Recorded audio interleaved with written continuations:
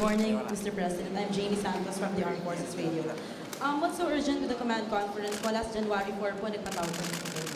Well, siyempre, may effect yung congressional hearings. I wanted to share with them exactly what certain members of Congress have reported to me.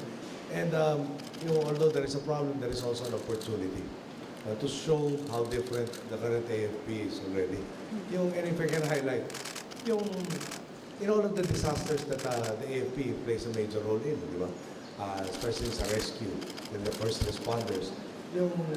I think everybody here, and all our people will agree that there has been a dearth of complaints na hindi kami inasikaso. Walang tumulong sa amin, pinabayaan kami.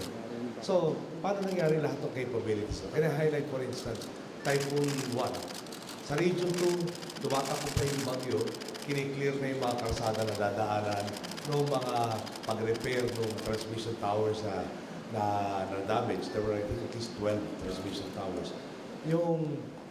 So, paano nagkaroon ng capability doon? Dahil nga, meron ng mga reports na nakakadala na ng resources necessary to the ground unit. So, tapos yung mga anti-insurgency fights, medyo ang dami nahuhuli of the top leadership of the communist insurgency.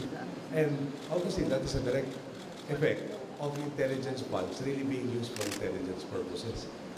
Sir, follow-up lang po. Kapansin-pansin po yung pagbaba ng enrollees ng Philippine Military Academy. How do you intend to help the institution po that produces the best officers and soldiers of the country? That's used to be. Buwaba ba? Yung mga examples na Paris every year. Baka naman, there is also, that might, you will study that, but perhaps there are also a lot of more opportunities in the private sector that can have a better compensation package. Yung life in the military is not exactly a bed of roses. So, yung dati, para more or less, maganda future mo within the military, perhaps there are even better avenues elsewhere.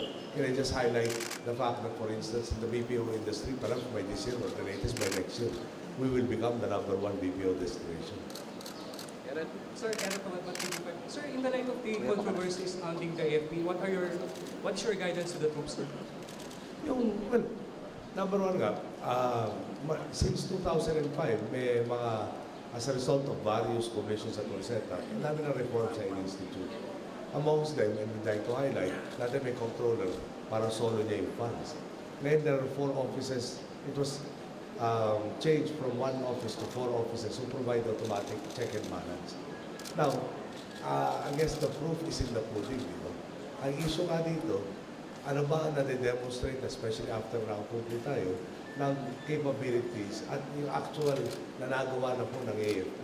Pwede ba mangyari yun kung hindi nga naiwas to yung mga proseso nangyari? And I'd like to commend both the SND, the Chief of Staff, the various service commanders, and everybody else who has joined me in this Daang Matuwid to really effect the necessary changes na necessary. Sir, last question, sir. Sir, rinikilo na po si Chief of Staff General David sa March 8. Sir, may napipili na po ba kayong pwedeng ipalit? Winino ko na yung list, but I will make the announcement at the appropriate time. And this is not the time yet. And I'm also convincing General David, bata pa naman siya, he might want to take another responsibility afterwards. I'm almost 100% na-convince ko na siya. Good afternoon, sir. Sir, Secretary Dongolo has reportedly cleared his desk already at the DFA in preparation for his replacement. Can you confirm reports that he's going to be replaced by Ambassador Del Posadas? We'll make an official announcement, I think, by this week. So, sir, what's keeping you from making this announcement official? Well, si Bert Romulo is not a stranger to me. Yeah? So, he still has contributions that he can do. Yeah? So we just want to tidying up. It's always the details that tie us up. So I want to make sure that when I make a pronouncement, perfect na, hindi yung subject to change. So he may serve in another capacity.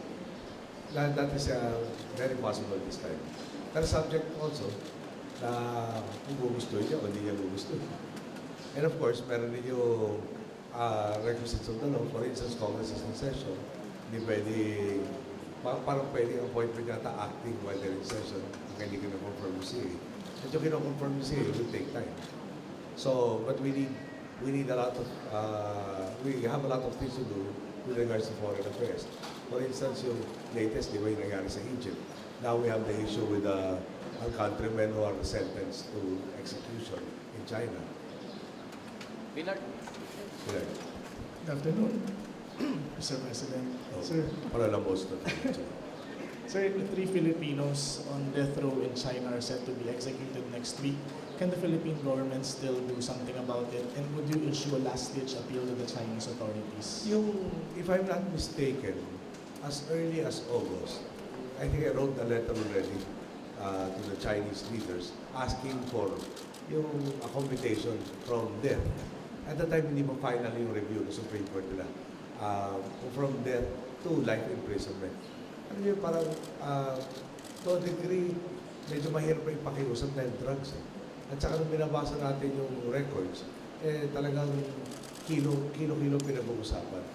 Now, yung drugs is a worldwide problem. And we have to respect their sovereignty and kung dumaan sa sistema na wala tayong masasabi sa process ng trial, ano ba pwede nating ipaglaban. At the same time, yung Army make a last-ditch effort, hindi tayo tumitigil. One of the very first dialogues I had with the Chinese ambassador, the People's Republic of China ambassador, and early on in my term, was precisely the status of these 6, plus the others who form about 70, who are in jail because of drugs. Ngayon, we are trying to set up a phone conversation with President Hu Jintao, again, to make an appeal for the commutation of the same. We think we have very good relations with them. Your latest issue is that they report now with criminals also. But unfortunately, we have not yet been successful. But we will not stop. I'm meeting the Vice President actually this afternoon because I might send him as an emissary to stress how important it is for us to have the death penalty be commuted to life imprisonment as we are doing here. Marami rin tayo nahuhuling of Chinese nationality involved in drugs and we don't execute any because we have done away with the death penalty. We'd like to see some reciprocity. Sir, are you concerned na baka hindi mapigbigyan ng hiling ng Pilipinas dahil sa naging role ng bansa sa China at Hong Kong? Ang problema kasi doon sa, in fairness, sinabi ng ambassador, the very first time that I discussed this with him, which was, I assume when he made a call on me, upon my assumption of mga July siguro, that they are very, very strict with regards to drug laws because it is a major concern of theirs. Sa shabu, yung ephedrine is a natural, comes from a plant, and the plant is primarily in China. So, kung tayo may problema na wala tayo doon, sila na, kung sa tumutubo yun, gusto na kayo problema doon. And they have a bigger populace. And they had, syempre, the history of yung opium from before. But, I think our request is very, very reasonable. If it is time also for them to demonstrate, their oft-pronounced statements of improved and closer bilateral ties. This will be a test. Lastly, sir, kailan po yung nakatakda yung pagtawag ninyo sa Chinese leaders? I was informed Friday and they were already trying to set it up Saturday. But as of now, hindi pa rin sila nag-signify ng willingness to accept the phone call. Okay, last question. Sir, Senator Marcos has appealed if he could allow his father to be buried at the libingan ng mga bayan. Are you amenable to that? Whatever I say will be biased. So I'm thinking of inhibiting myself from deciding on the matter. I have a government official who I will task to study. Maraming implications yun. Should it be in recognition of his being a soldier during World War II? Should it be because he was a former commander-in-chief? Should it be that he was a former president?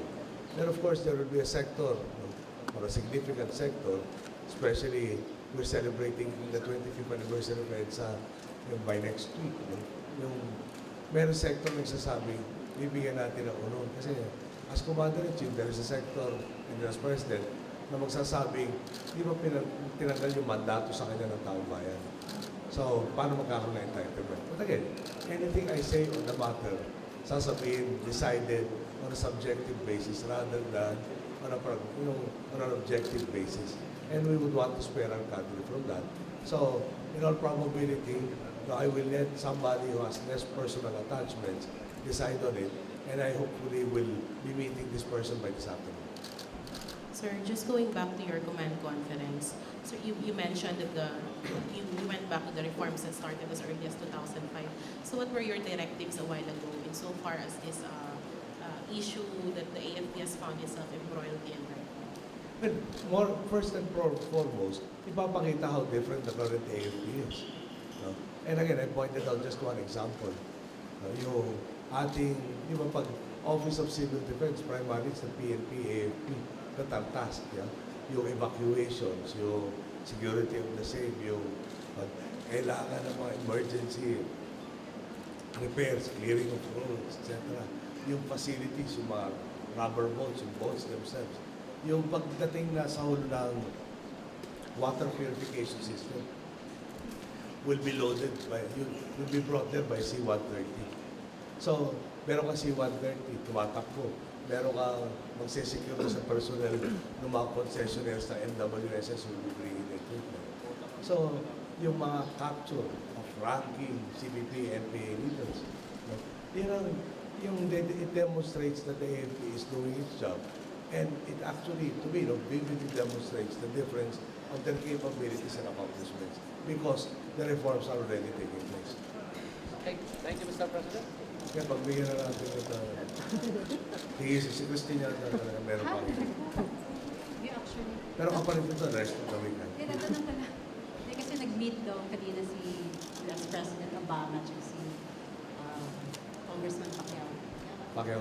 Can you comment now? I'm sorry, I haven't talked to either one. I have no information as to what they talked about. Nor was I aware that they were going to meet. What do you think of that meeting, sir? Highlights the fact that we have an outstanding Filipino athlete worthy of being talked to by arguably one of the most powerful men in the world. So that is a recognition that in the Philippines, we also have, parang talented and worthwhile individuals of note. So I'd like to say thank you. Okay, thank you, Mr. President. Thank you.